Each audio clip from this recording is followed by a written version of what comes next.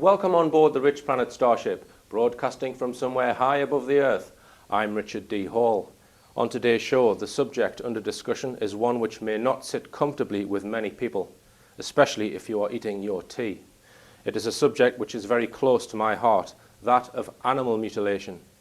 Although mutilation is probably not the right word, most people are not aware that domestic, farm and wild animals are found dead in places all over the world with inexplicable surgical wounds on their bodies.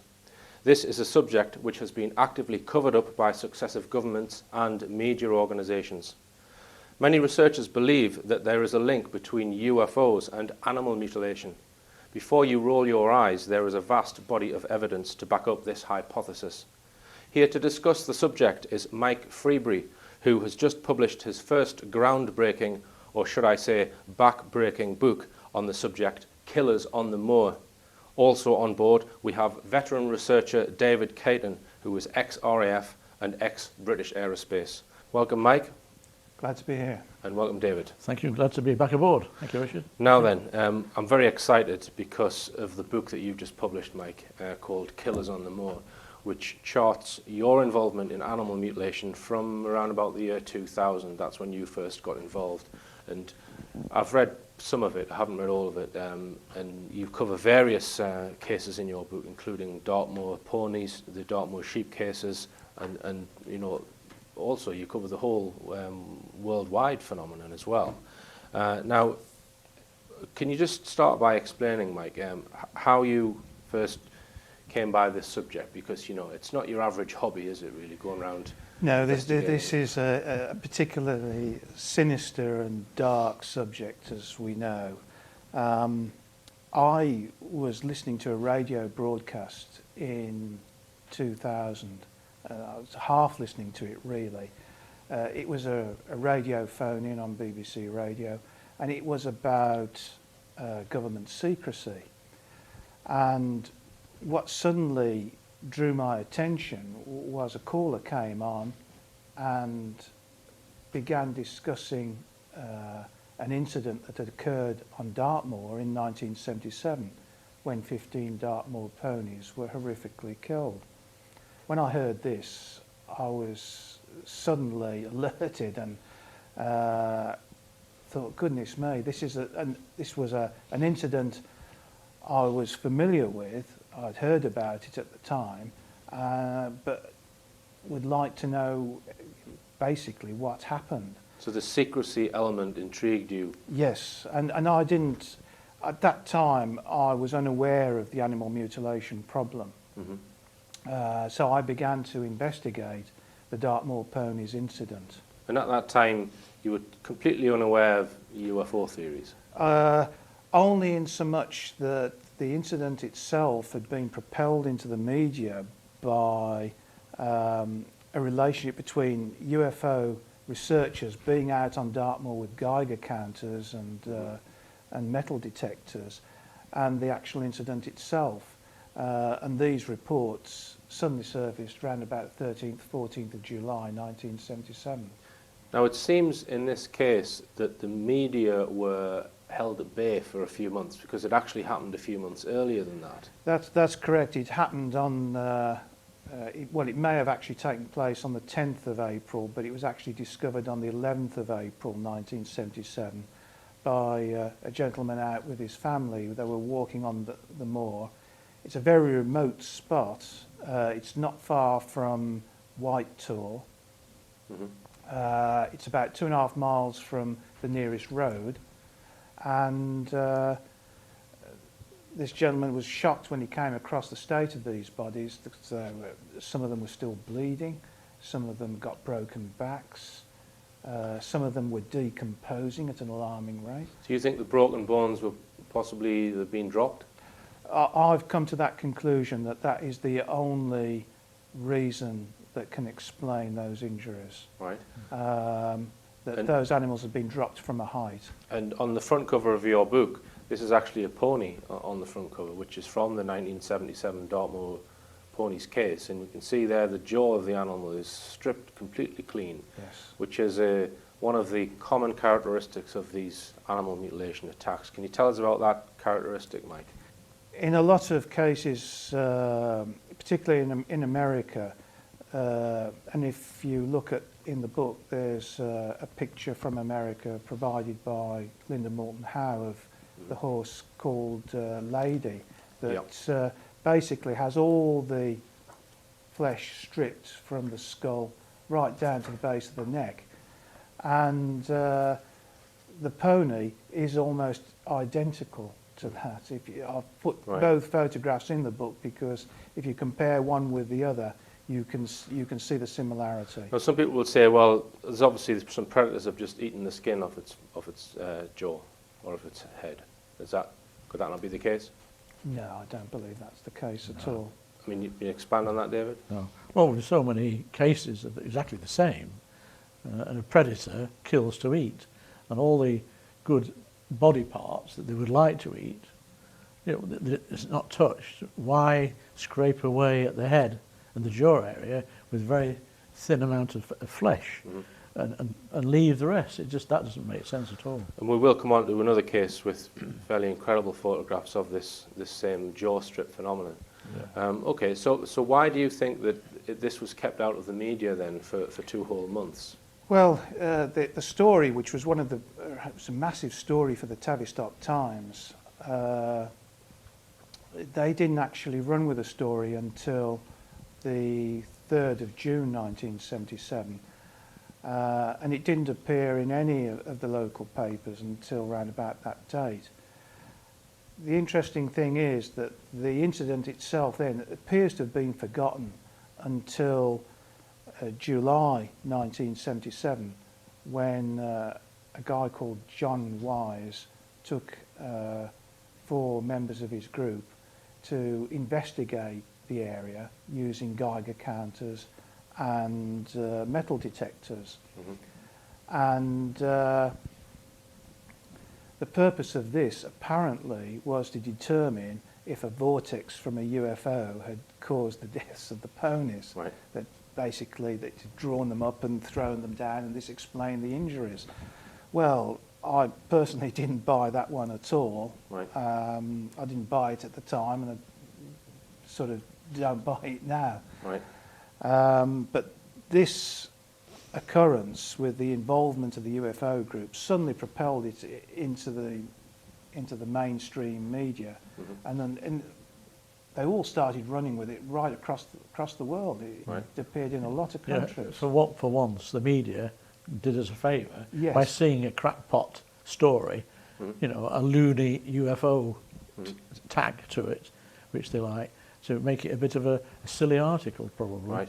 And that blew the secrecy that the authorities were trying to keep down. That's the correct assumption of the scenario, anyway. So suddenly this event was pulled straight back out into the media, but it seemed to die again very quickly.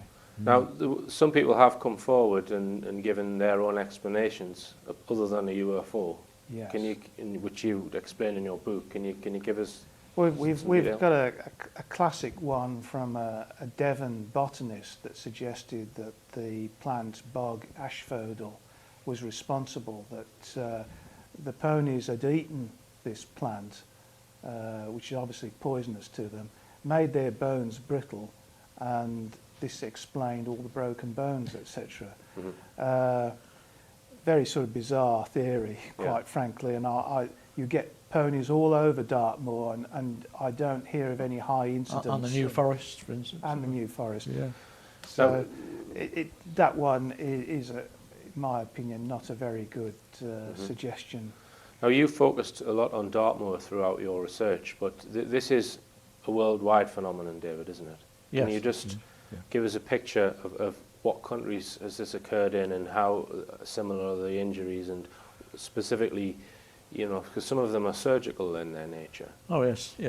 Well, the USA, apart from Britain, obviously, and all parts of Britain, from north of Scotland to Cornwall, South Americas, Latin America, Argentina, Chile, Uruguay particularly, and Brazil. We know some of in Israel, Scandinavia. I would reckon, and Himalayas. I reckon pretty every country in the world has had these sort of attacks. Right. because it's a worldwide, global program these guys have got. Which you would say, I mean, we'll come on to the different explanations in part 2 as to what could be happening, Yeah. what could be causing it. But they're surgical in nature, some of these Yes. operations that have Yeah. been done on these animals. But Yeah. so it's not widely known about, is it? No. You No. know, and what do you think the reason for that is? Because surely a phenomenon like this, it should be being discussed on the news, and it should be out in the open if it's something that's important. It's killing the animals of the world. Well, I think governments have become quite adept at suppressing details of Yes. these attacks. Yep. One of the reasons for writing this book is that I hope that it will inform the public and it will raise awareness of this issue. And in so doing, hopefully we may get more cases coming forward. But it is a controversial book, I accept that, and government departments like DEFRA do not want this problem to get out into the mainstream. I'm pretty sure of that. And that's because whatever the cause is, it's something that they don't really want people to know about. Because they're not in control of it. Right. Yeah.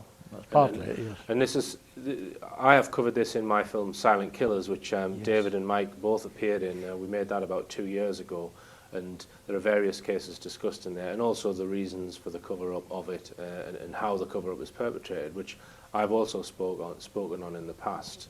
I mean, we can go into theories of it being covered up in part 3 and how it's done, because people say, oh, how would you possibly cover that up? Well, actually, there's a whole range of techniques that can be used. Okay then, Mike, another item or case that you've written about in your book is 1978 Newquay Zoo attacks. So these actually took place in a controlled environment, effectively. Well, yes, this is interesting because these attacks actually began in 1977, the same year as the Dartmoor Ponies incident.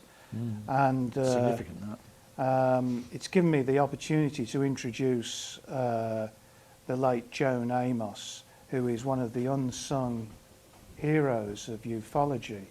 This lady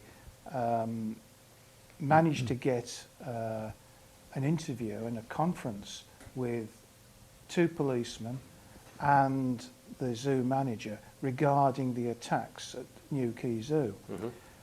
Basically, these attacks built up. They were losing wildfowl that were being beheaded, and then it got to the stage where they lost 2 wallabies. And the incredible thing about these attacks, particularly on the wallabies, was that they were taken from quite sizable pens. They were transported to another part of the zoo. They were beheaded and exsanguinated, and nobody saw anything, nobody heard anything. The heads were never found. So this was... You mentioned they're exsanguinated, and this is another characteristic. Yes. That the blood appears to be removed, and there's no blood on the ground, not a drop in cases, which was the case, which was what happened with the horse case that we investigated a while back. Yeah. You know, if any animal which is cut in a predatory type scenario where its heart's pumping, there's going to be blood everywhere. Absolutely. And so you think they actually, whoever's doing it, remove blood and take it away then?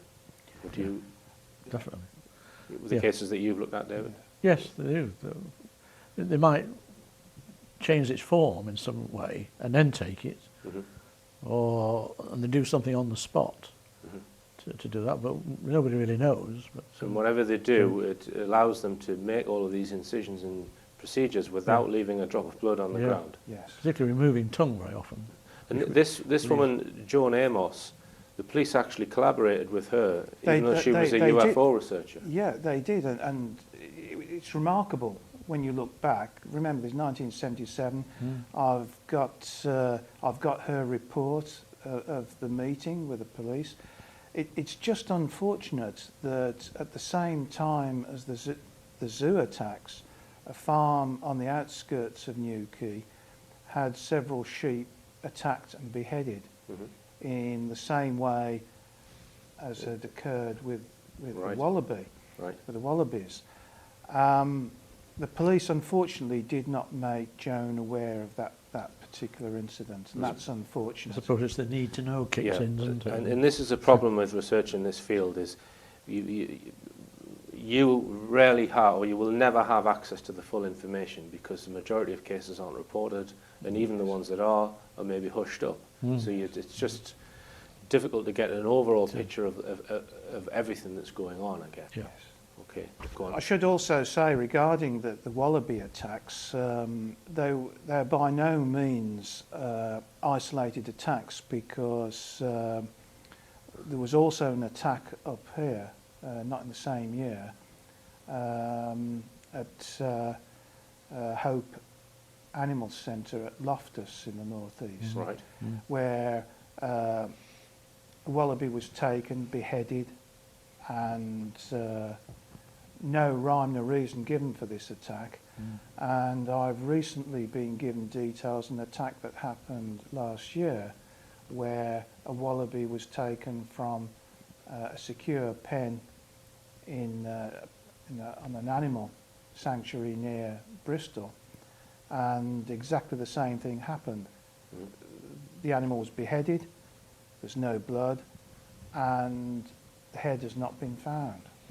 What wallabies and kangaroos, by the way, are being taken in Australia on a quite regular basis. Some were found on a Yes. big race course, a golf course in Melbourne. Now, people have suggested in the past, Philip J. Corso being one of them, that this is an extraterrestrial phenomenon, that it's possible, and we will come on to the different causes and we'll look at the other explanations. But you said that you didn't accept this hypothesis of the ponies being sucked into a UFO. Well, No, you don't rule out an extraterrestrial hypothesis, do you, Mike? Or I came to the conclusion during investigating the Dartmoor ponies incident that everything seemed consistent with what was happening in America, with a wave of attacks that happened in America in the 70s and still continuing, obviously, to this day. So I therefore became converted to the view that these attacks were being carried out by visitors not of this world. right? Okay. And I felt that the technologies that were being used suggested that. I mean, one thing to point out is the covert nature of the attacks. That if it's Yes. people, there's hundreds and hundreds of cases, and no one's ever been caught No. red-handed or No. even seen. No. I mean, and this, and when you hear of the different reasons for this, that people come out with, I've heard that the military are to blame because they're carrying out some clandestine testing Yeah, scheme, which just defies belief. yeah. Yeah, we'll come on to that in part two, Mike, and we'll also discuss some more cases from Killers on the Moor. So join us after the break.